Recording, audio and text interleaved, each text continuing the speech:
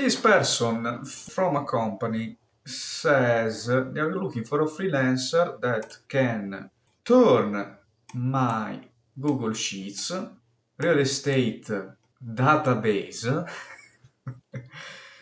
into a visual dashboard internal web app, and at least here I appreciate that they can differentiate between a dashboard and an internal web app.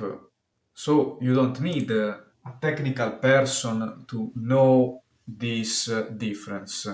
Right now they manage the data inside Google Sheets, but they want a much more visual and user-friendly system.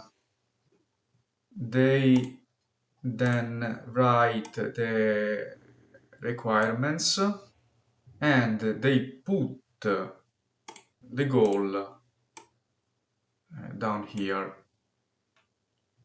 Then they add more details, but my impression is this one. They seek someone like a dashboard designer, that is a subcategory of data analysts, but what they are asking for is an improvement of the user experience. And since the goal is reviewing deals, maybe this is not a matter of graphics and user experience, but a workflow that you could automate with an internal app that could also have a dashboard for the human in the loop or other observability reasons.